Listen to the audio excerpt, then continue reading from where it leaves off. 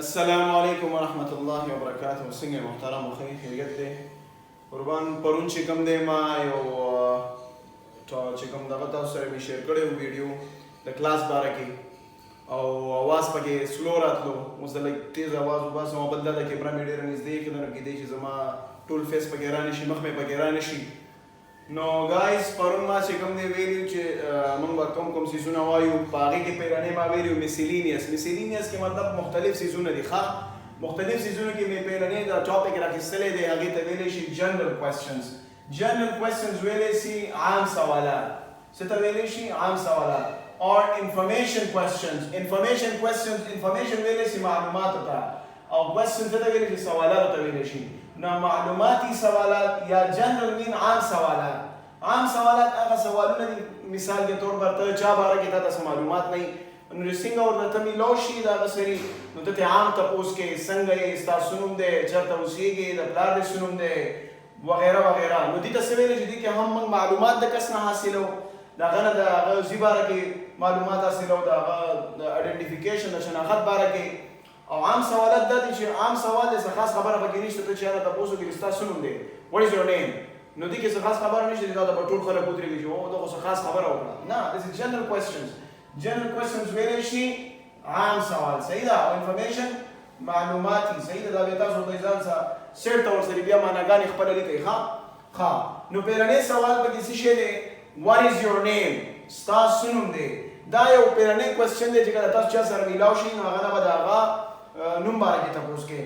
نو دا داسې وایو چې what is your name، یا داسې وایو what's your name. ډایرکټ داسې شارټ فارم کې ویلی شو what's your name، یا وایو what is your name، ستاسو نوم دی. نو وایو چې my name is امین الله، زما نوم خدا دی. هر یو سړی بیا خپل نوم وایي. صحیح ده. دا کنورسیشن چې کوم دی د جنرل کوېسچنز یادوم، دا د هغه شاګردانو لپاره دی چې بیخي فرش دي او د هغې بیخي انګلیش په شا نه تېر شوي او بیخي سیټ ته نه تېر شوي، نو د هغې لپاره دي. صحیح ده. اوس که ځینې شاګردان په دې کې داسې دي چې هغې له دا ورځي نو اوس خو یکدم زه هغې ته سخت انګلیش نشم شروع کولی، نو په دې خاطر کاینډلي په دې ګروپ کې اوسېږئ. بیا به انشاءالله بعد کې مزید چې کوم دی لږ لیول هاي کېږي د انګلیش. ښه اوکې. ناو کوېسچن نمبر 2، what is your father name. نو what is your father name د دې نه بعد څه مطلب دی؟ ستا د والد صاحب څه نوم دی. my father name is dash. اوس ګورئ ښه دا دغه شفل کېږي هم. زه بیا به دا بعد کې په دې ذریعې خبره وکړو. فادر په ځای ته د بل چا نوم لګوي، برادر ولګوه، سسټر ولګوه، انکل ولګوه، هغه کس جنډر چینج کوه او خپله به چې کوم دی دې نه کوېسچن جوړېږي. my father name is dash، زما د والد نوم پلانکی دی. بیا به هر یو سړی خپل پلار نوم وایي. Question number 3، where do you live، ته چېرته اوسېږي. صحیح ده. live mean رهنا، اوسېدل، یا د اوسېدلو ته بل لفظ وایي dwell. where do you dwell، dwell هم ویلی شو. صحیح ده. داسې نور مختلف الفاظ دي، خو دا یو عام دی، جنرل دی که نه، ځکه دا ډېر استعمالېږي. where do you live، ته چېرته اوسېږي. نو هر یو سړی به بیا په خپل علاقه کې یو ځای یادوي چې زه پلانکي ځای کې اوسېږم. لکه زه په پېښور کې په دې ځای کې اوسېږم. I live in برفخانه سټاپ پېښور، زه په برفخانه سټاپ پېښور کې اوسېږم. اوس چې څوک په یو ځای کې څوک بل ځای کې هغه به خپل ځای نه یادوي. ټیک ده. اوکې. question number 4، what is your hobby. hobby څه ته ویلی شي؟ hobby ویلی شي مشغله. مشغله دا دی چې ته په خپل فارغ ټایم کې څه شی کوې. hobby به زه داسې هم ویلی شم چې what do you do in your free time. دا سوال به زه انشاءالله بیا سبا په 3 طریقو سره نور ولیکم مزید، چې مطلب ته په خپل فري ټایم کې څه کوې، یا داسې هم چې what do you do in your leisure time or what do you do in your spare time. مختلف سوالونه کولی شو، خو دا یو دانه خیر د یاد کړئ. نو hobby څه ته ویلی شي؟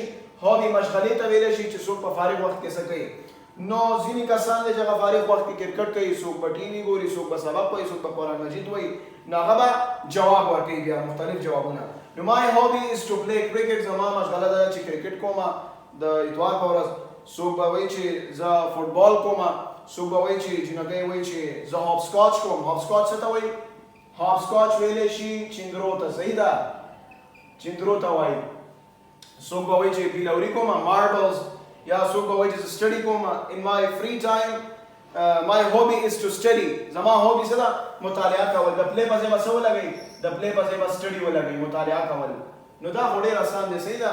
نو دا څلور سواله انشاءالله نن لپاره یاد کړئ. مزید به بیا چې کوم دی دا 10 سوالات به زه تاسو ته چې کوم دی پوره کوم او د دې نه مخکې تاسو خپل فیس وغیره جمع کړئ. صحیح ده؟